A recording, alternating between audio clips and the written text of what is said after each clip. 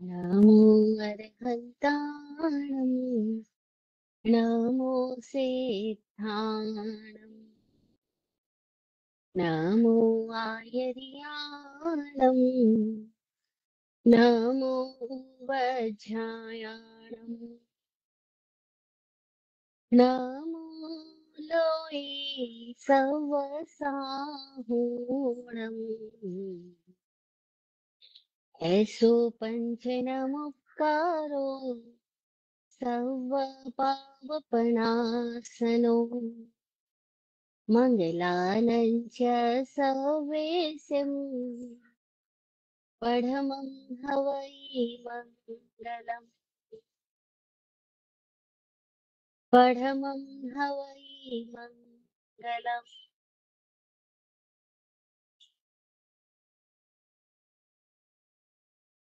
आँखें दो गुरु देख लूं बिना आँख की बात,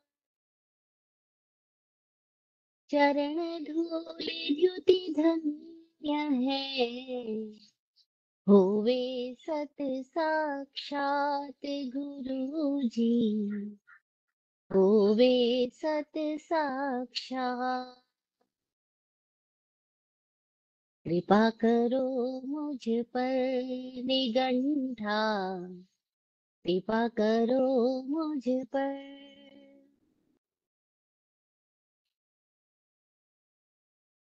चरण धूल द्युति धन्य है होवे सत साक्षात,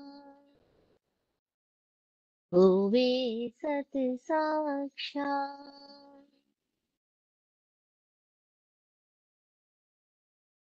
चरम तीर्थेश समण भगवान महावीर स्वामी को वंदन नमन। चतुर्विद तीर्थ को प्रणाम। समस्त भव्य आत्माओं की भव्यता को प्रणाम। बोधि प्रदाता सद्गुरु आत्मज्ञानी पूज्य विराट गुरुदेव को प्रणाम। मोक्ष शास्त्र तत्वार्थादिगम सूत्र के रचयिता वाचक उमा स्वाति जी की प्रज्ञा को प्रणाम। हे सिद्ध परमात्मा, हम सबको सिद्ध स्वरूप का दर्शन हो। सिद्धा सिद्धिं मम दिशन्तु, सिद्धा सिद्धिं मम दिशन्तु, सिद्धा सिद्धिं मम दिशन्तु।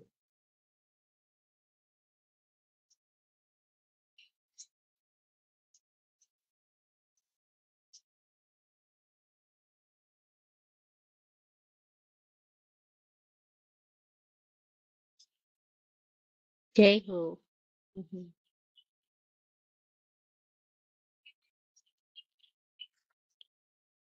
आज हम तत्वार्थादिगम सूत्र के फर्स्ट चैप्टर के 20 सूत्रों को जो सुन चुके हैं, उसके बाद 21वें सूत्र में प्रवेश कर रहे हैं।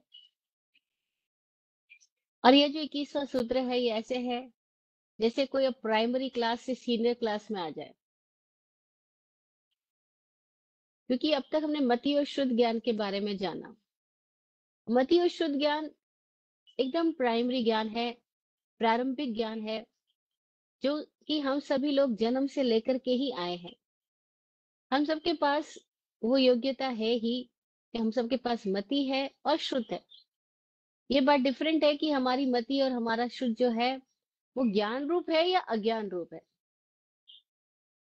ज्ञान रूप उसको बोला गया है जो अपने आप को जानता हुआ जी रहा है। अज्ञान रूप उसको बोला हुआ है जो अपने भीतर तो अंधेरे में है लेकिन बाहर रोशनी दे रहा है। जैसे बोलते हैं ना, दिया तले अंधेरा। तो दीपक बाकी सबको तो प्रकाशित कर रहा है लेकिन खुद के तल में अंधेरा है। तो ऐसी स्थिति जब हमारी होती है तो हम अज्ञान रूप होते हैं। हमें दुनिया भर की तो जानकारी, हमने बहुत सुना, बहुत बुद्धि लगाई, बहुत समझा, लेकिन खुद के बारे में हम अनजान हैं। तो वह अवस्था को हम मति अज्ञान, शुद्ध अज्ञान बोलते हैं। ज्ञान रूप नहीं बोलते, लेकिन मति और श्रुत है। लेकिन अगर दिया के तले अंधेरा ना हो, प्रश्न पैदा होता है, ऐसा कैसे हो सकता है कि दिया के तले अंधेरा ना हो? दिया है तो अंधेरा तो है तल में। बाहर चारों ओर प्रकाश है, लेकिन उसके तल में तो अंधेरा है, क्योंकि उसके तल में नहीं पहुंच रही, उसकी परछाई है वो तो अनुभवी कहते हैं कि अगर दिया के तले अंधेरा हटाना हो तो उसके सामने एक और प्रकाशित दिया लगा दो, तो दोनों दिए एक दूसरे के अंधेरे को मिटा देंगे। तो जब जीवन में सदगुरु का प्रवेश हो जाता है, तो हमारे सामने एक प्रकाशित चेतना आ गई। और जब प्रकाशित चेतना आती है, तो हमारे तल का अंधेरा भी दूर होने लगता है। इसीलिए प्रकाशित चेतना का हमारे जीवन में प्रविष्ट होना, या यूं कह दे कि हमारी दृष्टि प्रकाशित चेतना के संयोग में आना, बस अतिशय घटने शुरू हो जाते हैं। और यही सदगुरु का दृष्टि का अतिशय होता है।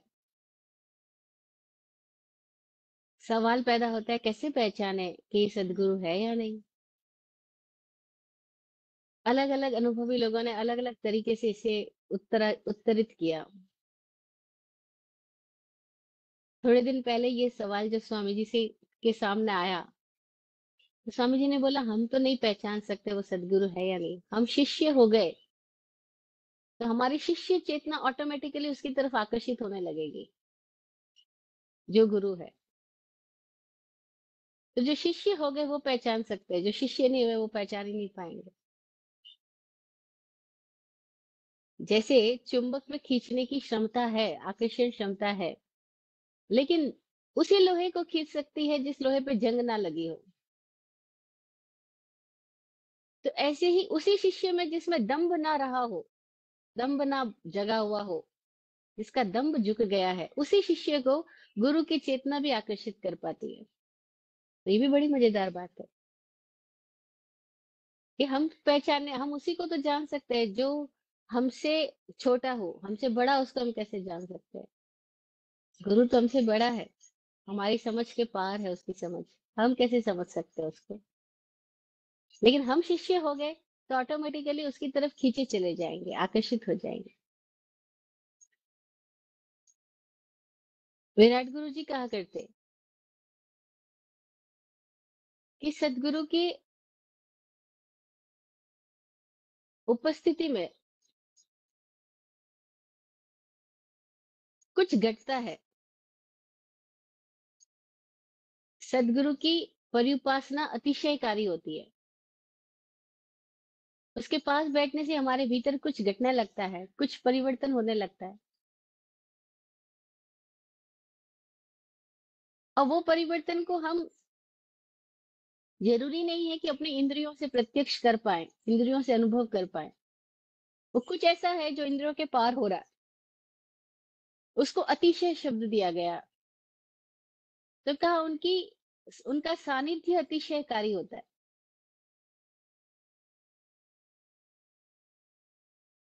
उनकी दृष्टि अतिशयकारी होती है। सदगुरु की दृष्टि में कमाल होता है। तभी तो बोलते हैं, बस नजर पड़ जाए, आपकी नजर में हम आ जाए। यहाँ भी नजर मिली और दुर्घटना घटी। अब शिष्य पहले जैसा नहीं रहता, उसके अंदर सांसारिक मोह माया ऑटोमेटिकली घटने लगती है। ऑटोमेटिकली उसके भीतर कुछ और उभरने लगता है। जैसे कुम्हार के हाथ में मिट्टी पड़ी, तो वो पहले जैसी नहीं रहेगी, कुछ इसमें उसमें नया आकार आने लगता है। ऐसी शिष्य की चेतना में कुछ नया आकार घटने लगता है, गुरु की नजर में रहने से। और दूसरे तरीके से कहूँ तो गुरु को सदा सामने रखने से, खुद की नजरों में गुरु को बसा लेने से। तभी तो आचार्य भागेंद्र कहते थे कि महावीर स्वामी नयन पथगामी भवतु मैं। हे महावीर स्वामी, आप मेरे नयन पथ पर आ जाओ, मतलब मेरी नजरों में आप बसे रहो। क्योंकि आपकी नजरों में तो सब है, पर मेरी नजरों में आप ही रहो। दृष्टि अतिशयकारी है, उनका सानिध्य अतिशयकारी है और उनकी वाणी अतिशयकारी है। वो जो बोलते हैं हमारे दिल की ग्रंथियां खोलते हैं, उनका बोलना ही हमारे कचरे का हट जाना है। तो सदगुरु की दृष्टि अतिशयकारी, उनका वाणी अतिशयकारी, उनका सानिध्य, उनकी परिउपासना अतिशयकारी होती है। और इन तीनों अतिशयों से भी सदगुरु को आ, अनुभव किया जा सकता है।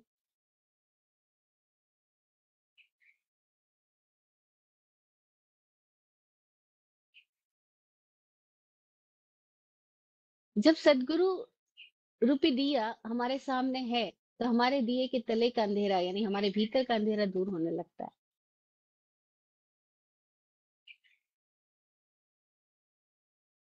कई बार प्राइमरी क्लास तक तो टीचर्स की जरूरत है, गुरु नहीं मिला, टीचर मिला। टीचर उपकारी है, वो हमें अक्षर सिखा रहा है, अभी शब्द सिखा रहा है, अभी शब्दों की चेतना उसमें भी नहीं जागी तो वो हमारे भीतर भी नहीं जग सकती है, लेकिन शब्द का ज्ञान उन्होंने दिया। हम उनके आभारी है, लेकिन उनको हम शिक्षक कहते हैं, गुरु नहीं।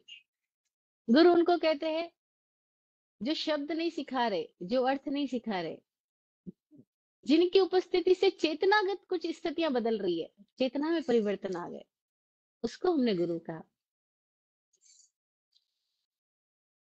शब्दार्थों के पार।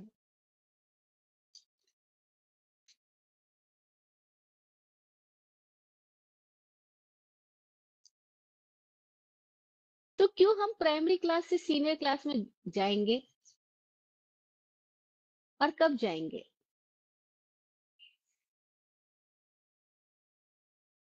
निरंतर इस जीव का स्वभाव ही है कि वह जब तक पूर्ण नहीं हो जाता, अपनी पूर्ण योग्यता में प्रकाशित नहीं हो जाता या अपनी पूर्णता में प्रतिष्ठित नहीं हो जाता, तब तक उसके भीतर कोई ना कोई बेचैनी बनी रहती है, असंतुष्टि बनी रहती है। जिज्ञासा उसी असंतुष्टि का परिणाम है। और तब वो जिज्ञासु व्यक्ति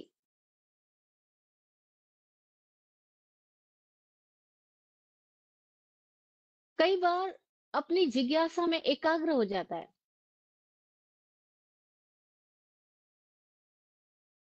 और कोई एक भी अपनी जिज्ञासा में अगर टोटली एकाग्र हो जाए, कंसंट्रेट हो जाए, तो उनकी जिज्ञासाएं एक तल से किसी अन्य तल पे गति करने लगती है।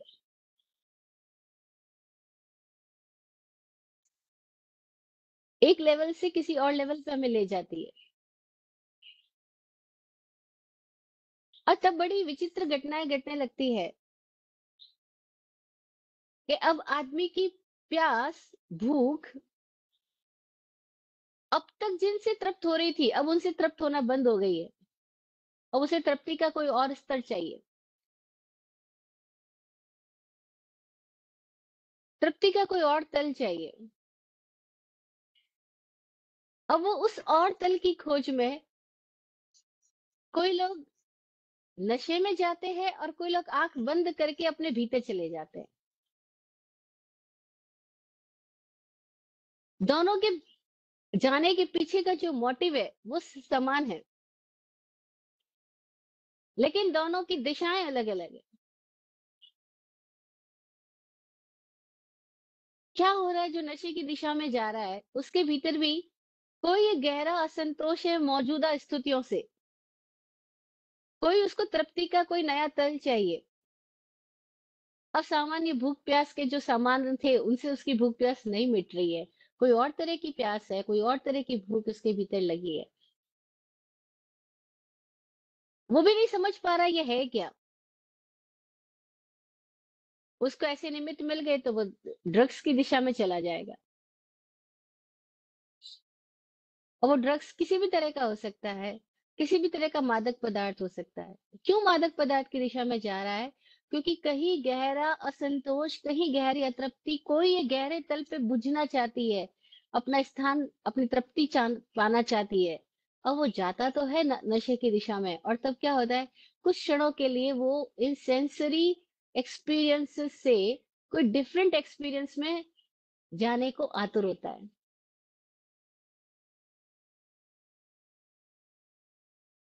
अब सेंसरी एक्सपीरियंस को ही कोई डीपली जानने के पीछे और कोई उससे डिफरेंट एक्सपीरियंस में जाने के पीछे नशे का मार्ग पकड़ रहा है। तो कोई थोड़े समझदार लोग या कोई थोड़े जागरूक लोग या कोई थोड़े ऐसे जिज्ञासु लोग जिनको सही निमित्त मिल गया है, वो भी अपनी सेंसरी एक्सपीरियंस से कुछ डिफरेंट एक्सपीरियंस में जाने के लिए आतुर है। उनकी भी बेचैनी कुछ और है, तो वो आंख बंद करके ध्यान की दिशा में चले जाते हैं। आंख बंद करने का मतलब सारी इंद्रियों को संकोच कर लेते हैं, सारी इंद्रियों को बंद कर लेते हैं। आंख मेजर पार्ट है, क्योंकि आंख से हमारा बाहर से संबंध लगातार बन रहा है, संपर्क बन रहा है। और आंख स्वैच्छिक है, हम बंद कर सकते हैं। कान, हाथ, नाक, त्वचा, इन सबको हम स्वैच्छिक उतनी तरीके से कंट्रोल नहीं कर सकते, बंद नहीं कर सकते, लेकिन आंख को हम स्वेच्छा से बंद कर सकते हैं। इसीलिए कोई आंख बंद करके अपने ध्यान की दिशा में चला जाता है। अब वो जब आंख बंद करके अपने भीतर की दिशा में जाता है, तो नियमतः ऊर्जा तो गतिवान है। Energy can not be stagnant, energy is always in motion. और अगर वो बाहर की दिशा में नहीं जा रही है, तो किस दिशा में जाएगी? बाहर की दिशा में जाने से तो उसको रोक लिया है, बंद कर दिया है आंखों को, और वो भीतर की दिशा में जाने लगेगी। तो भीतर की दिशा में जाते जाते कोई एक सुर पकड़ लेता है, कोई एक सुर पकड़ में आ जाए, कोई एक तार छिड़ जाए, कोई एक संगीत बज जाए, कोई एक भीतर झंकार आ जाए, तब व्यक्ति सेंसेस के बियॉन्ड कोई और तरह के एक्सपीरियंसेस में गति करने लगता है। और तब उसके भीतर अवधि ज्ञान की स्थिति प्रकट होने लगती है।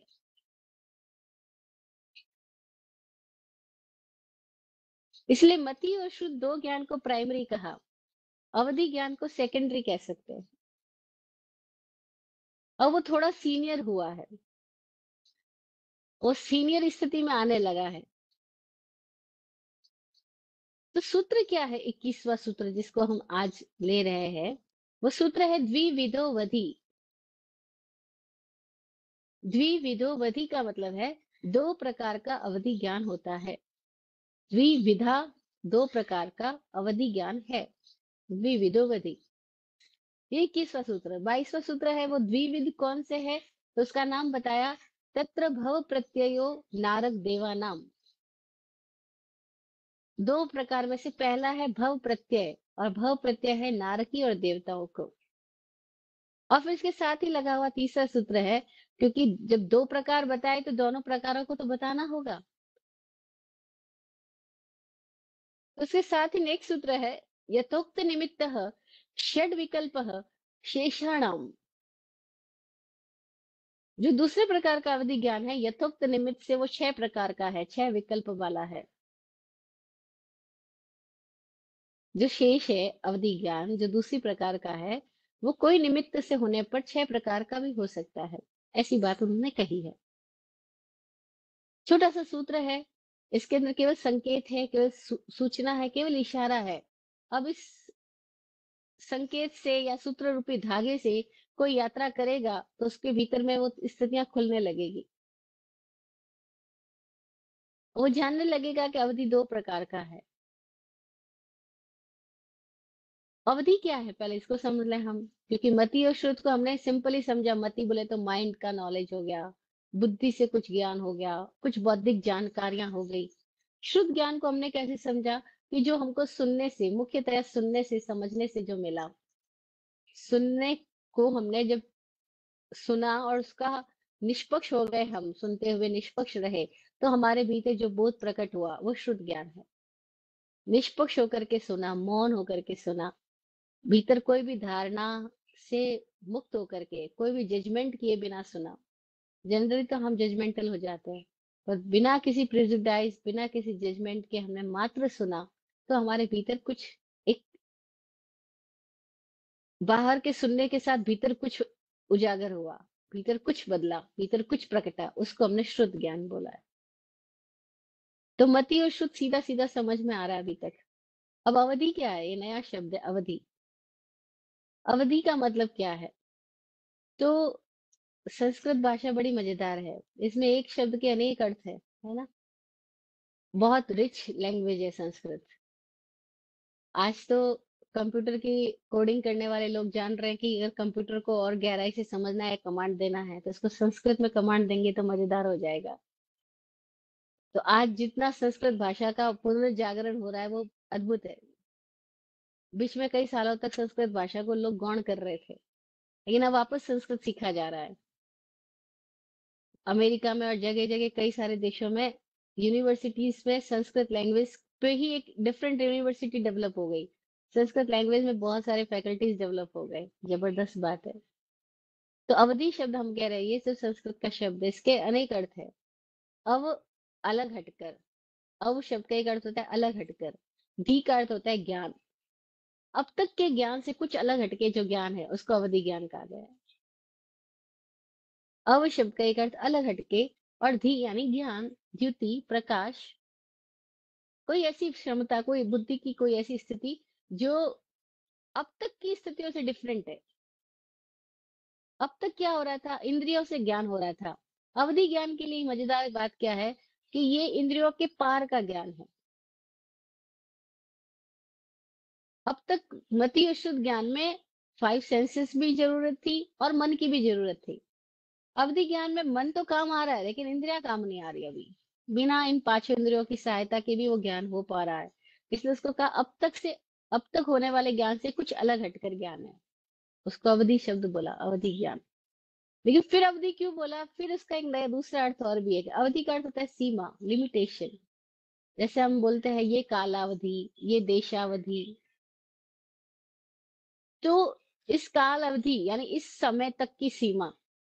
तो जो कुछ निश्चित सीमा लेकर के कोई काल का ज्ञान हो रहा है, कोई निश्चित सीमा के साथ किसी क्षेत्र का ज्ञान हो रहा है, जो किसी लिमिटेशन के साथ है, उसको भी हमने अवधि ज्ञान बोला।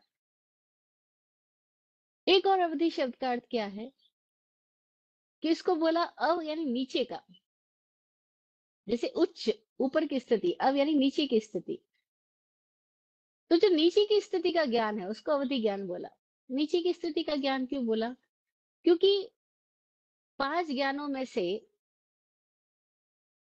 मति और शुद्ध ज्ञान तो सीधा सीधा समझ में आ रहा था कि वो ऑब्जेक्टिव नॉलेज है, पौद्गलिक ज्ञान है। लेकिन तीन ज्ञान को, मति, अवधि ज्ञान, मनःपर्य ज्ञान और केवल ज्ञान को हमने प्रत्यक्ष ज्ञान बताया है। मति ज्ञान, शुद्ध ज्ञान को परोक्ष ज्ञान कहा है। परोक्ष यानी इनडायरेक्ट हो रहे हैं। अवधि ज्ञान डायरेक्ट हो रहा है। अवधि भी, मनःपर्य भी और केवल भी। अब जो तीन डायरेक्ट ज्ञान बताए, प्रत्यक्ष ज्ञान बताए, उन तीन प्रत्यक्ष ज्ञानों में जो निम्न स्तर का ज्ञान है, अब तीन में सबसे नीचे स्तर का अवधि ज्ञान है, तो इसलिए कहा कि ये निम्न स्तर का ज्ञान है। आत्म प्रत्यक्ष ज्ञान की तीन कोटियां करे, तीन श्रेणियां करे, तीन डिपार्टमेंट्स बनाए, तो उसमें जो सबसे पहला डिपार्टमेंट है या सबसे निम्न डिपार्टमेंट है उसको अवधि ज्ञान बोला। तो इस अपेक्षा से अवधि शब्द का अर्थ होता है कि जो निचले तल का ज्ञान है। अभी आत्म प्रत्यक्ष होते हुए भी चूंकि इसमें मन की सहायता है, अभी ये पूर्ण नहीं है, ये कुछ निश्चित सीमा के साथ ही आ रहा है, तो इसलिए इस अवधि ज्ञान को हमने अवधि शब्द दिया। अवधि निम्न स्तर का ज्ञान है क्योंकि ये पूर्ण नहीं है, अभी कुछ डिफरेंट है, अब तक के ज्ञानों से कुछ डिफरेंट है। जैसे हमारी आंखें अभी आदमी को देख रही है तो एक अलग ग्राफ में देख रही है, लेकिन कोई एक्सरे मशीन इस आदमी का एक्सरे कर रहा है तो वो कोई और अलग ग्राफ में देख रहा है।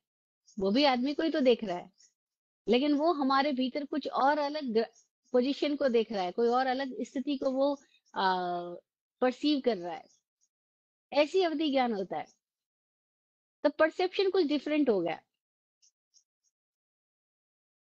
जैसे एमआरआई, जैसे एक्सरे, ये सब एग्जाम्पल हम दे सकते हैं कि वो भी आदमी को ही परसीव कर रहे हैं, लेकिन उनका परसीव करने का ग्राफ डिफरेंट हो गया है।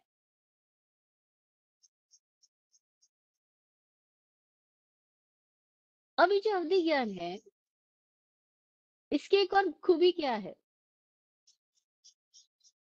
जब हम कह रहे हैं मति और शुद्ध ज्ञान से डिफरेंट है, ये प्राइमरी नहीं है, ये सीनियर का नॉलेज है, तो इसमें क्या बड़ी मजेदार बात है कि ये अवधि ज्ञान कहीं समय में प्रवेश होने पर होता है।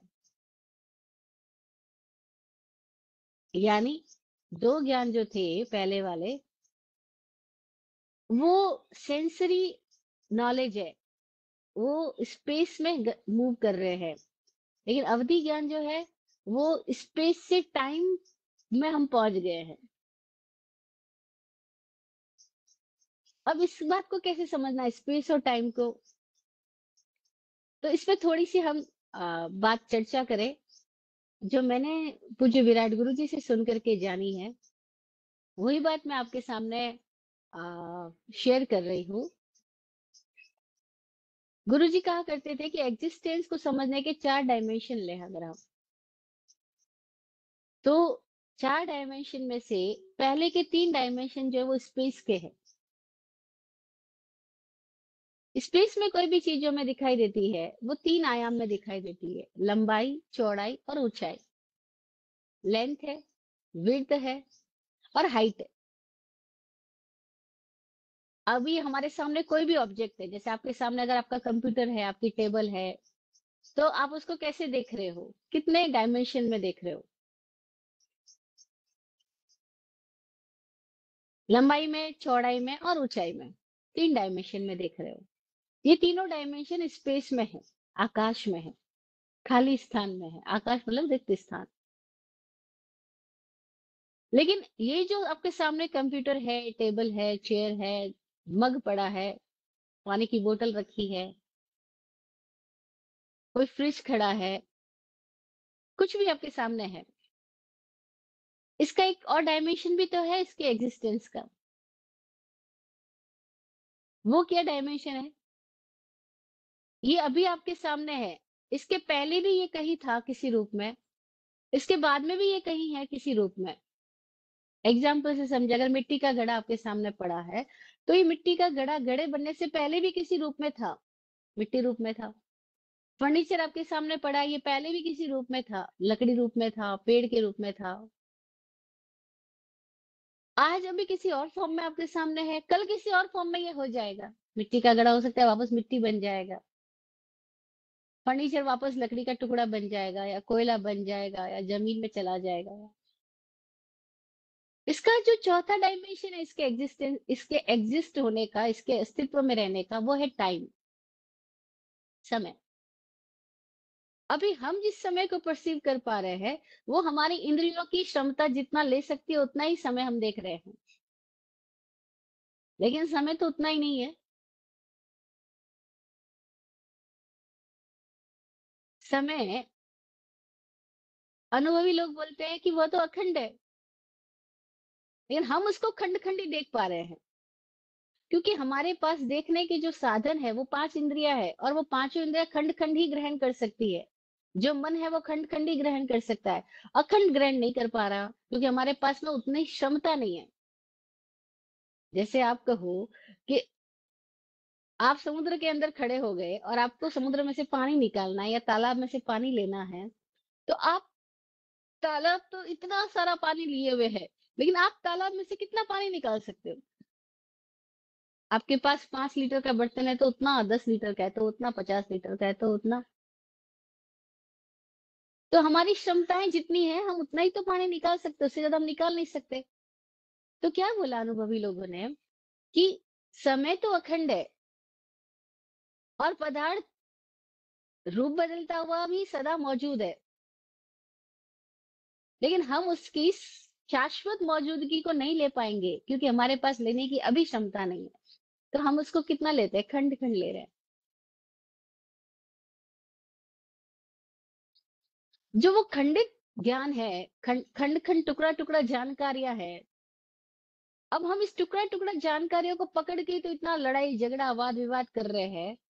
टुकड़ा टुकड़ा जानकारियों को लेकर के ही हम सब अपने अपने मत सिद्धांत आरोपित करके बैठे हुए हैं, अपनी मान्यताएं बना करके बैठे हुए हैं। तो कोई व्यक्ति टुकड़ा टुकड़ा जानकारियों की पकड़ में ही घुस गया है, तो वो उसके पार कैसे जाएगा? इसलिए अवधि ज्ञान नॉर्मली हम मनुष्यों को नेचुरली नहीं होता है। क्यों नहीं होता है? क्योंकि हमारी अब तक की सारी जो अपब्रिंगिंग है, या हमारे इंद्रियों की ट्रेनिंग है, वो इस तरह की है कि हमने अब तक जो जाना हम उसी को पकड़ के बैठ गए। और हर व्यक्ति जब भी बातें करता है वो अपनी-अपनी मत, अपनी-अपनी मान्यता को लेकर के बहुत आर्ग्युमेंटिव होता है। बस ऐसा ही है। कल हम ट्रैवल कर रहे थे, हमारे साथ कई सारे लोग थे, उनमें एक साइंटिस्ट थे, एक इंजीनियर थे और बहुत सारे टॉपिक्स पे लगातार बातचीत चालू है और वो नए-नए टॉपिक उठाते जा रहे हैं। कोई बोला अच्छा मोदी जी के बारे में बोलो, तो वो साइंटिस्ट बोल रहे हैं मैं तो पूरा खिलाफ हूँ 100%। दूसरा बोल रहा है नहीं नहीं गड़बड़ बात है, उन्होंने बहुत अच्छा किया, ये है वो है। अब वो अपने मत स्थापित कर रहा है वो अपना। इतने में किसी ने बोला अच्छा दिल्ली सरकार के बारे में बोलो, अब वो दिल्ली सरकार के बारे में बात चालू हो गई। मैं देख रही हूँ सब लोग इतनी तरह की बातें और इतने तरह के मत ओपिनियन के साथ जी रहे होते हैं और सबको अपने ओपिनियन के अकॉर्डिंग का कोई ना कोई व्यू पॉइंट मिल ही जाता है, कोई ना कोई लॉजिक मिल ही जाता है, कोई ना कोई उनको अपना बात करने का वो मुद्दा मिल ही जाता है और फिर अपने अपने मुद्दों को लेकर के अपनी अपनी बातों को लेकर के हम आग्रहशील हो जाते हैं और तब क्या होता है, बस संवाद कब विवाद में बदल जाता है पता ही नहीं लगता। कोई समझदार लोग है वो चुप ही बैठे रहते हैं। अब वो लोग आपस में बातें करते हुए स्वामी जी से फिर पूछते हैं आप बताओ स्वामी जी हंस गए चुप रहे बोले ही नहीं। ऐसे अनेकों टॉपिक्स पे वो स्वामी जी से पूछते स्वामी जी हंस गए चुप रहे बोले नहीं। मैं देख रही हूँ सारे खेल को। मैं कह रही हूँ ये मजेदार बात है क्योंकि उनको तो ना पक्ष में बोलना है ना विपक्ष में बोलना है, वो तो किसी पक्ष विपक्ष में है ही नहीं, वो तो निष्पक्ष देख रहे हैं, वो कैसे बोले। और वो निष्पक्ष बोलेंगे तो पक्ष विपक्ष वालों को बातें समझ में ही नहीं आएंगी क्योंकि हर कोई ये चाहता है कि आप मेरी हाँ में हाँ मिलाओ। जब वो आपसे बात कर रहा है तो वो ये कोशिश ये कर रहा है कि किसी तरह वो आपको प्रभावित करे और अपनी हाँ में आपकी हाँ मिलवाए। और आप हाँ ना मिलाओ तो वो तो परेशान हो जाएगा। आप कुछ और बात कह दो तो डिस्टर्ब हो जाएगा या किसी तरह से झगड़ा करेगा, अपना अहंकार प्रदर्शित करने की कोशिश करेगा। तो क्यों हम मतिश्रुत से अवधि तक नहीं पहुंच पा रहे हैं? उसके पीछे बहुत सारे कारणों में से हमें अपनी ये कारण समझ में आ जाए कि हम छोटी छोटी जानकारियों में इतने उलझे हुए हैं कि हमारा जो बुद्धिगत है स्थितियां है हम उसके पार उठने के लिए रेडी ही नहीं होते। ये एग्जाम्पल मैं किसी की बुराई के लिए नहीं बोल रही, हमारे साथ लोग हैं बहुत प्रेमपूर्ण है सारे, लेकिन कोई अपनी अपनी स्थितियों में किस तरह से कैद है वो हमें दिखाई पड़ जाए कि हम सब अपनी स्थिति में कैसे कैद हो गए हैं। क्योंकि हम सब ने अपने अपने ओपिनियन को इतना महत्ता दे दी, अपने जजमेंट्स को इतनी महत्ता दे दी है कि हम वर्तमान को तो देख ही नहीं पाते। हम सब सूचनाओं जानकारियों मौजूदा जो गूगल न्यूज मिल रही है हमको, जो टीवी न्यूज मिल रही है हमको, बस हम उन्हीं के चश्मों से देख रहे होते हैं। न्यूज शब्द भी बड़ा प्यारा है और नॉर्थ ईस्ट साउथ वेस्ट सबको समाये हुए है। न्यूज ऐसे तो बना नॉर्थ ईस्ट वेस्ट और साउथ। अब चारों दिशाओं में हमारी गति जो गई वो कैसे गई, किसी और की दी गई जानकारी के थ्रू गई और किसी और के चश्मे को हमने अपनी आंख पे लगा लिया। तो हमने क्या किया, अपनी दृष्टि को कभी उघड़ने ही नहीं दिया और ना कभी अपनी दृष्टि को बंद किया। हमने तो हमेशा अपनी दृष्टि पे चश्मे लगाए रखे और वो चश्मे कितनी तरह के हैं। अब ये तो हुई राजनीति की संबंधी बातें। ये सारी बातें हम देखे, जो लोग धार्मिक क्षेत्र में जा रहे हैं वहां पर भी यही तो कर रहे हैं। मैं देखती थी कई लोग हमको मिलने आते थे, प्रणाम करते वंदना नमस्कार करते फिर बैठ जाते फिर बोलते अच्छा महाराज जी कोई खबर सुनाओ, कोई समाचार बताओ और कुछ बातें करो। तो मैं कहती मतलब क्या, ये सब बातें तो आप घर पे भी कर सकते हो, टीवी में देख सकते हो, हमारे पास क्या समाचार, दुनिया भर के समाचार आपको कहीं पर भी मिल जाएंगे। नहीं नहीं आप उसके लिए यहाँ पे मत आओ, इससे तो आप हमारा और आपका दोनों का समय खराब करोगे, यहाँ आने का कारण कुछ और होना चाहिए। लेकिन उनको वही मजा आता है कि आप किसी और साधुओं की चुगली निंदा करो, हम किसी और साधुओं के बारे में आपको बताएं, एक दूसरे की खबरें फैलाएं, बस। तो हम चूक जाते हैं, हम मति शुद्ध ज्ञान में भी नहीं पहुंचते और अवधि ज्ञान की स्थिति माने की तो हमारी कभी तैयारी नहीं होती। कोई कब आएगा अवधि ज्ञान की स्थिति में, तैयारी कब करेगा, जबकि वो अभी तक जो मिल रही जानकारियां हैं उसके प्रति वो ना आग्रह पैदा करे ना कोई पक्षपात पैदा करे। ना कोई जजमेंट पैदा करे। इन सारी सूचनाओं से भी वो अप्रभावित रह सके। और तब क्या होगा कि उनमें से कितनी व्यर्थ है वो तो निकलती जाएगी, अब कितनी सार्थक है बस उसी दिशा में आगे बढ़े। कोई सूचना सार्थक भी होती है, कोई सूचनाएं बहुत बहुत व्यर्थ होती है। हम ट्रेवल कर रहे हैं तो हमें गूगल से सूचना मिल रही है कि अब दाएं मुड़ना बाएं मुड़ना है, अथवा हम लोगों से सूचना ले रहे हैं, वो सार्थक है हमारे लिए उस समय के लिए। लेकिन बाकी सारी कितनी व्यर्थ है।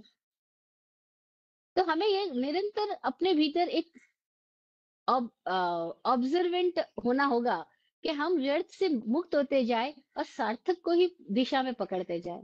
तो क्या होगा, एकदम बहुत सारे मलबे से कचरे से मुक्त होते जाएंगे। फिर फिर भी अभी अवधि ज्ञान की स्थिति में आने के लिए कुछ और भी स्थिति पैदा होगी। वो कहीं हमारे भीतर, कहीं चेतना के अंदर कोई एक अलग तल की परितृप्ति की जो भीतर की डिमांड पैदा होगी, वो हमें आंख बंद करने की दिशा में लेके जाएगी।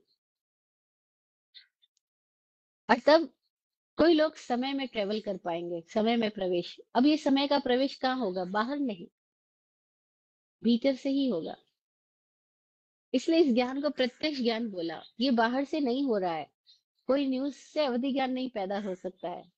अवधि ज्ञान के लिए हाँ, न्यूज निमित्त बन सकती है, पर आंख तो बंद होएगी, अपने भीतर तो जाना ही होगा।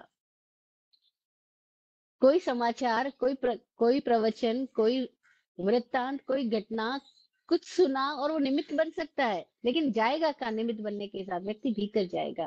क्योंकि समय का आयाम जो है अब वो बाहर नहीं है।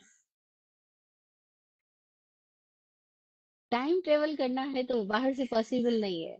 वो अपने ही भीतर की कोई तल में गति करना होगा।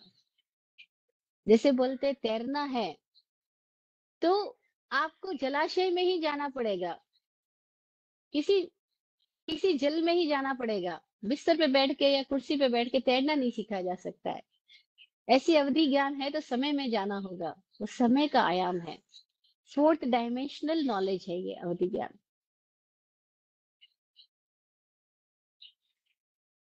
द्विविधोवधि अवधि दो प्रकार की है। तत्र भव प्रत्ययो नारक देवानाम, उसमें जो भव प्रत्यय वो नारकी और देवताओं को मिलती है। मतलब यहाँ पे वो क्या कहना चाह रहे हैं कि अवधि ज्ञान दो प्रकार का है। एक भव प्रत्यय है और एक शायोपशमिक है।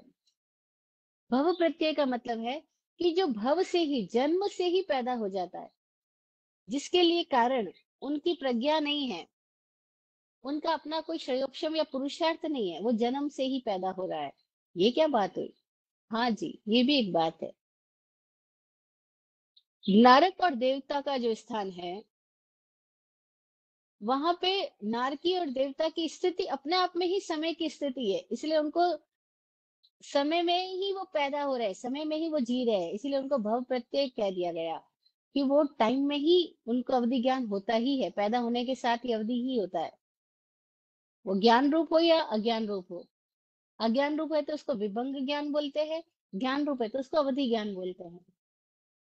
विभंग का मतलब भंग भंग, फोटोन फोटोन, टुकड़े टुकड़ों में है, खंड खंड है।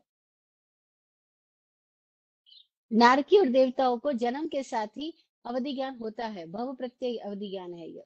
जैसे हम बोलते पक्षी, तो हमारे सामने पक्षी और उड़ना एक साथ ही आता है। हम ये नहीं कहते पक्षी को उड़ने की कला सीखनी होगी, पक्षी है तो उड़ना आता है उसको।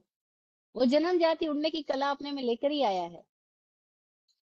मछली तैरने की कला लेकर ही आई है, क्योंकि वो स्थान ही उसके तैरने का ही है। मछली के जीने का तरीका तैरना है, पक्षियों के जीने का तरीका उड़ना है। तो ऐसे ही नारकी और देवताओं को भव प्रत्यय अवधि ज्ञान हो रहा है, पैदा होने के साथ उनको वो ज्ञान है ही। वो अवधि ज्ञान ऐसे क्यों है, क्योंकि वो स्थिति ही जो जहां वो है, वो स्थिति ही टाइम फेज की स्थिति है तो हमारी भी टाइम फेज की।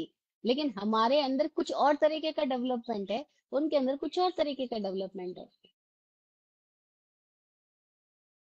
इसको कैसे समझना, एग्जाम्पल से समझ सकते हैं कि जैसे पानी है, वो एक लेवल पे पानी है, किसी और लेवल पे वो बर्फ भी है, किसी और लेवल पे वो भाप भी है तो तीनों में पानी। लेकिन पानी की कितने अलग अलग कक्षाएं हो गई है। कहीं वो ठोस हो गया, बहुत ठोस हो गया तो वो बर्फ हो गया है। 0 डिग्री और 0 से नीचे की डिग्री में गया तो बर्फ हो गया है। अप टू 99 है वो पानी है, और अप टू 100 हो गया है, अब वो पानी पानी नहीं रहा, वो तो भाप हो गया, हवा हो गई। अब हम उसको कैसे बोलेंगे ये पानी है? ऐसे ही ये एक एग्जाम्पल है। ऐसे जितने भी पदार्थ है, हर पदार्थ की अवस्थाएं जो है, वो ठोस भी है, तरल भी है और गैसीय भी है। तो जितना भी पौद्गलिक ज्ञान है, वो पौद्गलिक ज्ञान इंद्रियों से भी है और अतीन्द्रिय से भी है, और अतीन्द्रिय में भी अलग अलग कक्षाएं हैं, इंद्रिय में भी अलग अलग कक्षाएं हैं, अलग अलग क्लासिफिकेशंस है। तो ये जो अवधि ज्ञान है, ये भी पुद्गल का ज्ञान ही है। लेकिन ये एक पौद्गलिक ज्ञान की कोई एक अलग अवस्था है, जिसको हम ये कह सकते हैं, जैसे गैसीय अवस्था है पानी की, ऐसी कोई एक अवस्था है। तो कोई लोग उस अवस्था में जी रहे हैं, तरल है, गैसीय रूप में है, उसको हमने बोला वैक्री शरीर है। उनका औदारिक शरीर नहीं है, उनका वैक्री शरीर है। मतलब क्या हुआ, वो कोई गैसीय शरीर है, वो डिफरेंट डायमेंशन में है तो वो भी पुद्गल, वो भी पदार्थ है, लेकिन वो पदार्थ की एक अलग कक्षा है, एक अलग श्रेणी है। उसमें उनको वैक्री शरीर होने की वजह से जन्म से ही वैक्री शरीर और अवधि ज्ञान दोनों स्थिति होती है। अवधि होती है, ज्ञान अज्ञान अलग बात है, अवधि होती है उनके पास। क्यों? क्योंकि वो वैक्री रूप में है, वो भौतिक रूप में नहीं है जिस रूप में हम है। अब हम जिस रूप में है भौतिक, उसकी सीमाएं हमें समझ में आती है, तो हम दीवार के पार भी नहीं देख सकते। हमारे सामने जरा पर्दा आ जाए, जरा दीवार आ जाए, जरा कोई एक आवरण आ जाए, हम उसके पार भी नहीं देख सकते। लेकिन उनकी स्थिति डिफरेंट है, क्योंकि वो इस भौतिक तल पे नहीं जिस तल पे हम है। तो वो जिस तल पे है, उस तल पे उनके लिए वो दीवार ही नहीं है। तो हमारे लिए दरवाजे बंद है, लेकिन देवताओं को यहाँ आना है या जाना है, उनके लिए दरवाजों का कोई मतलब ही नहीं है, खिड़की का कोई मतलब ही नहीं है। वो आराम से ट्रेवल करेंगे, आएंगे जाएंगे, पार हो जाएंगे। वो हम में से गुजर करके निकल जाएंगे, हमें पता ही नहीं चलेगा। क्यों? क्योंकि उनके होने का एक अलग लेवल है, एक अलग कक्षा है। तो बोला अवधि ज्ञान जो दो प्रकार का है, उसमें से एक पहला है बताया भव प्रत्यय, भव से होने वाला। और वो किन को हो रहा है? तो बोला नारकी और देवताओं को हो रहा है।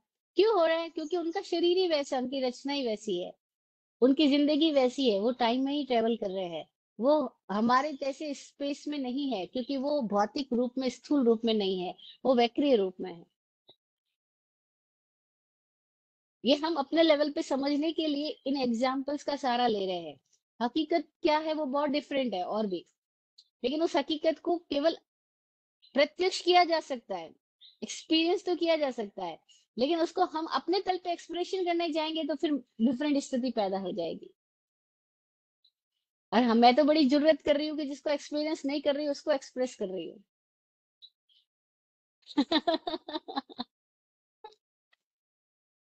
लेकिन हमारी एक पॉसिबिलिटी है, हम सबकी एक संभावना है कि हम अपने आप को उस लेवल पे ले जा सकते हैं कि हमारे भीतर चेतना में वो अवधि की स्थिति आए। वो कैसे आती है? इसके लिए हमें दो दो तीन बातें जो मैंने एग्जाम्पल से कही, कि पहले तो व्यर्थ छोड़ना होगा। छोड़ने का मतलब उस दिशा में से आंख बंद करनी होगी, सार्थक की दिशा में कहीं आंख जाएगी।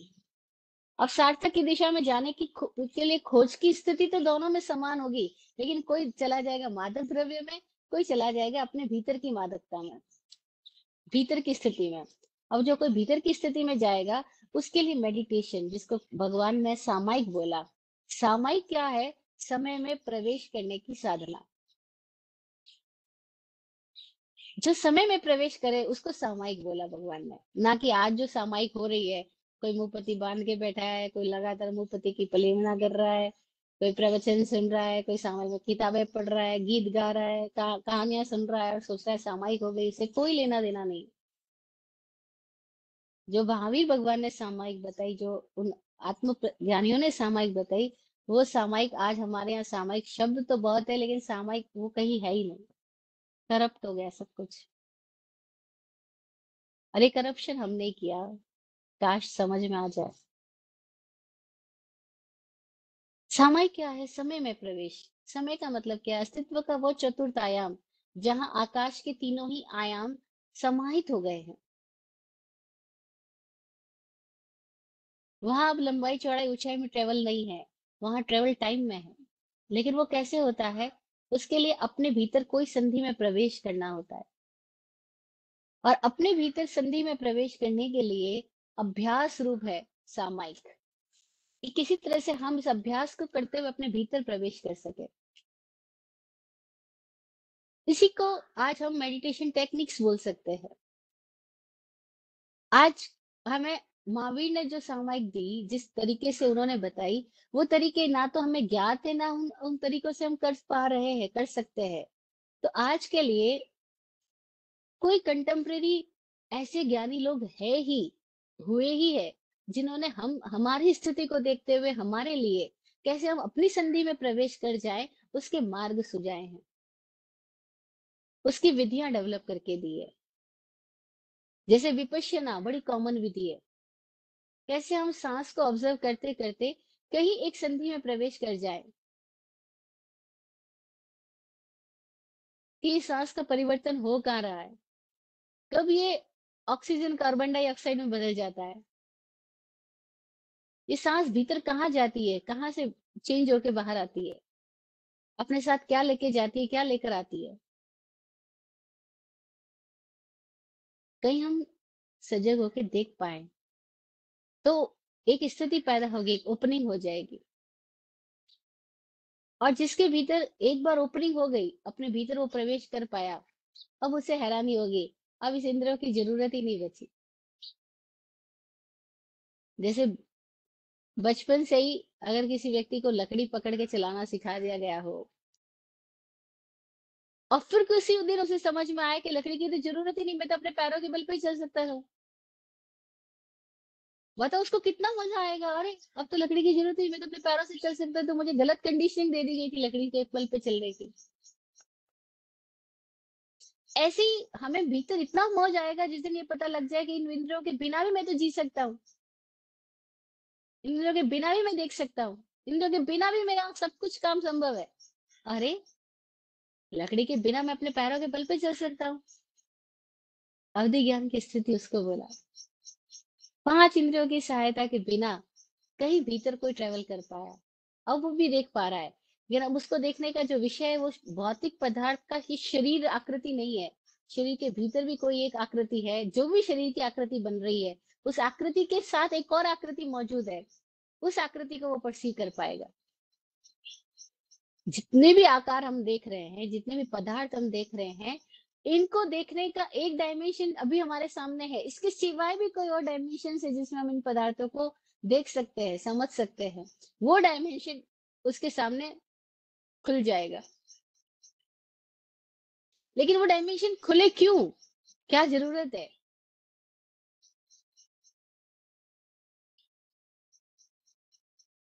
2 दिन पहले की बात है, हम लोग कोंकण में एक बीच पे है, हमारे साथ बहुत सारे बच्चे हैं, बहुत सारे लोग हैं, और वो बीच में बहुत सारे शंख सीप जो चीजें मिलती है पानी के साथ आती है, उनको इकट्ठा किए जा रहे, इकट्ठा किए जा रहे। अब देखो बच्चों की बुद्धि की बात बता रही हूँ मैं, कैसे छोटे बच्चे कहाँ तक सोचते हैं। तो उनके सामने बात चल रही है, कोस्टल एरिया पे बहुत सारे लोग आए, गोवा में पुर्तगीज आए, उन्होंने पूरा गोवा को अपने उसमें रखा, गोवा की आजादी बहुत सालों बाद हुई, इंडिया की आजादी के बाद हुई। तो बच्चे क्या बोला, एक लड़का बोला, छोटा है, 10-12 साल का होगा, बोला तो इतनी इंडियन आर्मी की जरूरत ही क्या थी, ये इतने सारे शंख और सीप और अपन लेकर आए ना, गवर्नमेंट को ये सारे सड़क पे बिछा देने चाहिए थे, जैसे हम कलेक्ट करने में लगे रहे, ऐसे ही वो सारी फौज कलेक्ट करने में लगी रहती, वो आक्रमण करती नहीं, वो इस देश में राज करती नहीं, वो उसमें लगी रहती, उनको इकट्ठा करने में। और देखो बच्चा ये बात बोला, मुझे बड़ी मौज आई, मुझे लगा देखो ऐसे ही तो हो रहा है, हम सारे लोग वो छोटी छोटी चीजों को कलेक्ट करने में लगे रहते, उसके आगे हमको अपने भीतर कहाँ जाना है हमें पता ही नहीं। वो कह रहा है आर्मी को लगे रहने देना चाहिए था, तो वो अंदर आती नहीं तो ये हमारा देश खराब होता ही नहीं। ऐसे ही हम भी ऐसे ही करते हैं, अपने भीतर कभी जाते ही नहीं है, बाहर ही कहीं शंख कौड़ी, कहीं ये सारे दिखने वाले सोना चांदी पौद्गलिक पदार्थों में इतने अटके रहते हैं कि अंदर जाने के लिए हमारे भीतर कोई खोज ही पैदा नहीं होती। लेकिन ये देखो, जिसने सब इकट्ठा कर लिया और उसके बाद भी उसको बेचैनी नहीं गई हो, तो कहीं तो वो खोज रहा होगा, और भी कोई खोजने के तल पे जाएगा। हाँ, कोई लोग और भी तल पे जाते हैं, जो जाते हैं वो पाते हैं, जिन खोजा तिन पाइया। गहरे पानी पैठ, मैं बड़ुआ डूबन डरा, रहा किनारे बैठ। डूबने से डरते लोग किनारे भी बैठे रहते हैं, कई लोग आगे बढ़ जाते हैं। अब जो आगे बढ़ गए हैं वो देख पाते हैं कि बिना इंद्रियों की सहायता से हमारे भीतर एक और द्वार उद्घाटित होता है। वहां से फिर जीना आता है, वहां से देखना आता है, वहां पे जीने का कोई और ही मजा है। तो उसको क्या बोला, यथोक्त निमित्त षड विकल्प शेषाणाम। अगर अवधि ज्ञान जो निमित्त से हो रहा है, शायोपशमिक अवधि ज्ञान है, वो शेष को हो रहा है। शेष मतलब क्या, नरक और देवता की बात हम कर चुके, तो बोले ये मनुष्य और तिर्यंच को हो रहा है। मनुष्य और तिर्यंच को जो अवधि ज्ञान हो रहा है वो 6 विकल्प वाला है, और वो शायोपशमिक अवधि ज्ञान है। वो भव प्रत्यय अवधि ज्ञान नहीं है। मतलब भव प्रत्यय तो वो है जो जन्म से हो जाता है, शायोपशमिक का मतलब क्या है, अब वो जन्म से नहीं हो रहा है, वो अपने ही किसी पुरुषार्थ से हो रहा है, किसी श्रेयोपशम से हो रहा है। कोई चीजें श्रेय हुई है, कोई उपशम हुई है, भीतर की स्थितियों में कोई बदलाव आया है, कहीं आदमी का मोह हटा है, कहीं आदमी का आवरण घटा है, कहीं आदमी के भीतर कोई और अलग तरह की स्थिति पैदा हुई है। वो कैसे पैदा होगी, उसके लिए मेडिटेशन टेक्निक्स की बात कर रहे हैं, सामायिक की बात कर रहे हैं, समय में प्रवेश करने की बात है। समय में प्रवेश करने का मतलब क्या है, जब पांचों इंद्रियों और मन से पूरी तरह से अपने भीतर चले जाएं। अभी हम बाहर की दिशा में तो ट्रेंड हुए हैं, बचपन से अब तक हमारी ट्रेनिंग इस तरह से हुई कि कैसे हमारी 5 सेंसेस और हमारा माइंड बाहर की दुनिया को परसीव कर सके, देख सके, सीख सके, लर्निंग कर सके, उसी दिशा में एजुकेटेड हुए हम। लेकिन कोई एक और आयाम है जहां हम पांचों इंद्रियों और मन को अपने भीतर ले जा करके अपने भीतर को खोज सके, भीतर को उद्घाटित कर सके। और तब कोई व्यक्ति जो भीतर की दिशा में जा रहा है, उसको अपने भीतर ओपनिंग के लिए कोई पुरुषार्थ, कोई अभ्यास, कोई टेक्निक की जरूरत है, कोई मार्ग की जरूरत है। वहां पे जो पहुंच चुके हैं उन लोगों ने कोई मार्ग दिए हैं हमको, कोई संकेत दिए हैं हमको, मेडिटेशन के तरीके बताए हैं हमको। एक मैंने बताया विपश्यना, ऐसे सैकड़ों तरीके हैं। अनुभवी लोग 112 ध्यान की विधियां बता रहे हैं। ध्यान की अनेकानेक विधियां हो सकती है, कोई भी विधि हो सकती है। पर महत्वपूर्ण बात है, ध्यान की विधि नहीं, ध्यान करने वाले व्यक्ति की आंतरिक स्थिति। उसकी आंतरिक स्थिति क्या होगी तो वो ध्यान में जाएगा ना। विधियां तो बहुत दे दी जाएगी, चाबियां तो बहुत दे दो, लेकिन ताले खोलने के लिए कोई भीतर में उठेगा तो सही कि मैं अपने ताले खोलने जाऊं। वो भीतर में जो प्यास जगेगी, जो पिपासा जगेगी, वो कोई भीतर का ताला खुलवाएगी। हाँ, वो प्यास, वो पिपासा, वो मुमुक्षा, वो तितिक्षा, वो होनी जरूरी है। और वो व्यक्ति के अपने ही भीतर की कोई स्थिति से पैदा हो सकती है। लेकिन उसके सामने ये बात क्यों कर रहे हैं कि उसको पता लगे कि हाँ कोई और भी है, कोई वे आउट है। और वे आउट क्या है, वे आउट है वे इन। अंदर जाना ही बाहर जाने का, इस स्थिति से मुक्त होने का रास्ता है। The way out is way इन। और उस वे इन के लिए बहुत सारी स्थितियां हैं, लेकिन कोई कब होएगा जब वो यहाँ की स्थिति से पक गया है, कहीं किन्हीं अर्थों में मैच्योर हुआ है। अब वो चाहे गहरे दुख में हुआ हो, चाहे गहरे सुख की अतृप्ति से हुआ हो, वो भी दुखी है। लेकिन कोई ना कोई तो दुख उसको साल रहा होगा, कोई ना कोई तो अपनी सीमा उसको साल रही होगी, तो अपनी सीमा से नेक्स्ट सीमा पे जाएगा। राजा को नेक्स्ट उत्तराधिकारी चुनना है, संतान उसके है नहीं, कैसे चुने वो नेक्स्ट उत्तराधिकारी। तो अपने प्रमुख, घनिष्ठ मित्र और महामंत्री से उसने सलाह ली। महामंत्री बड़ा बुद्धिमान, जागरूक, उसने एक सुझाव दे दिया। अगले दिन घोषणा हो गई है कि पर्टिकुलर डेट को 7 खंडों में, 7 खंडी महल में, भवन में बहुत तरह का सामान रखा होगा, और पूरे नगरवासी उस दिन उस महल में आमंत्रित है, और जिसको जो चाहिए वो ले जा सकता है। जैसे हम समुद्र को रत्नाकर बोलते हैं, जिसको जो चाहिए ले जा सकता है। कोई शंख सीप कौड़ी इकट्ठा कर रहा है, कोई मछलियां इसमें से निकाल रहा है, कोई उसमें से पानी निकाल रहा होगा, कोई उसमें से कुछ और निकाल रहा, कोई कुछ और निकाल रहा, कोई उसकी गहराई में जाके रत्न भी ढूंढ रहा होगा, ना जाने क्या क्या। सबकी स्थिति अलग अलग है ना। नगर भर के लोग पूरे दिन आ रहे हैं। कोई पहले तल पे, 7 मंजिली इमारत है, कोई पहले तल पे ही पूरे दिन बीत जाता है उनका, क्योंकि वहां इतने तरह के खाने के सामान है उसके और सब फ्री है। तो ये भी चखू, वो भी चखू, सबकी खुशबू उसको बहुत ही मजेदार कर रही है। उसके ऊपर उठ ही नहीं पाए। कोई सेकंड तल पे गए, वहां कपड़े ही कपड़े हैं। अरे वाह, शॉपिंग का, और वो भी फ्री शॉपिंग का मौका मिल जाए तो कौन छोड़ेगा। वो पूरा दिन कपड़ों को इकट्ठा करने में लगे रहे बहुत सारे लोग। कोई तीसरे तल पे चले गए, वहां ज्वेलरी थी। अरे वाह, मजा ही आ गया, वो ज्वेलरी को इकट्ठा करने में लगे रहे। कोई चौथे तल तक गए, वहां पे घर को सजाने के बहुत सारे सामान रखे हुए हैं और सब फ्री ऑफ कॉस्ट मिल रहे हैं। अरे वाह, मजा ही आ गया, इतने महंगे महंगे सामान और ऐसे ही फ्री मिल रहे हैं। तो कोई लोग तो पहले से चौथे तल तक में पूरी जिंदगी निकाल दी, पूरा दिन निकाल दिया, दिन तो बीत गया, आगे वो बढ़ ही नहीं पाए। कोई थोड़े लोग 5वें तल तक गए, वहां पे उनको कुछ और मिला। कोई छठे तल तक, कुछ और मिला। शाम हो गई, 7वें तल तक कोई भी नहीं पहुंचा। बस अब वो क्लोजिंग टाइम आई थी और कोई एक युवक,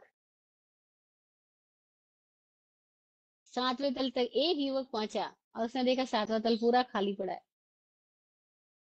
खाली एक कुर्सी लगी है, शानदार कुर्सी है, लेकिन कुछ है ही नहीं वहां पे। युवक के भीतर न जाने क्या आया और वो जाके उस कुर्सी पे बैठ गया। बस पर्दे के पीछे से राजा और मंत्री निकल करके आए और बोला ये उत्तराधिकारी है। क्योंकि बाकी के 6 तलों के आकर्षण में रुका नहीं और आगे तक बढ़ पाया तो ये राजा होने के लायक है। बाकी जो 6 तलों तक ही रुक गए, वो तो राजा हो ही नहीं सकते। संभावना सबके पास है, मौका सबके पास है, लेकिन न जाने हम कौन से आकर्षण में खो जाएंगे कि हम 7वें तल तक जाएंगे कि नहीं जाएंगे। तो संसार में हमको ऐसे ही तो मिला है, सारे तल यहाँ मौजूद है। कोई अगले तल तक जाता जाता है, रुकता ही नहीं है। अरे, वो सोचता है अभी सारा काम हो गया, पैसे वैसे सब हो गया, अब क्या करूं। तो वो और पैसे कमाता है, अरे मेरी बच्ची के लिए कमा लूं। अरे, बच्चा बोल रहा है क्या हमको आप बेरोजगार बनाना चाहते हो या निकम्मा समझ के रखा है जो हमारे लिए कमा रहे हो, क्या हम खुद नहीं कमा सकते। लेकिन बाप बोलता है फिर मैं करूँ क्या, तो मैं तेरे लिए कमाता हूँ। हाँ, हम सभी बड़े अजीबोगरीब लोग हैं। कोई कौन से तल पे अटक जाएगा, कोई कौन से तल पे, कोई नहीं अटकेगा, वो 7वें तल पे जाएगा जब खाली है, शून्य है। समय शून्य वह जिसमें सारा लोक समाया, उसी समय में हम सब ने यह खेल रचाया। तो कोई अवधि ज्ञान में कोई जाएगा, कोई अपने भीतर प्रवेश करेगा, कोई समय में प्रवेश करेगा। जो समय में प्रवेश करेगा उसके लिए एक नई ओपनिंग होगी। अब वो जो ओपनिंग है, वो भी कितनी तरह की हो सकती है, कितनी स्थिति में ले जा सकती है, कितने विकल्पों वाली हो सकती है, कितने ऑप्शंस उसमें है। तो यहाँ पे इस सूत्र में 6 ऑप्शन की बात करी है कि 6 तो है ही मोटा मोटी। और वो 6 क्या है या 6 से ज्यादा भी है, तो उसकी चर्चा हमें नेक्स्ट सेशन में करनी है। आज हम यहीं पे रखते हैं अपनी बात को। आप सबके जो भी प्रश्न है उनको लेंगे। उसके पहले आत्मज्ञानी विराट गुरु जी के द्वारा रचित आशीर्वचन दुआ सबके लिए। आप फूलो फलो, हो जिंदगी मखमल मुलायम। आप फूलो फलो, हो जिंदगी मखमल मुलायम। आपकी हर खुशी पे है हमारी जान सदके। दुआ करते हैं चुपचाप, दिल की थाप से हम। दुआ करते हैं चुपचाप, दिल की थाप से हम। रहे जाते नवाजे, हर घड़ी अरमान सबके। अमन और चैन से गुजरे आपका वक्त सारा। अमन और चैन से गुजरे आपका वक्त सारा। रुख पे खिलती रहे यूं रूह की मुस्कान खुल के रुख पे खिलती रहे, यूं रूह की मुस्कान खुल के। जय हो, जय हो, जय हो। सबका कल्याण हो। ओम शांति।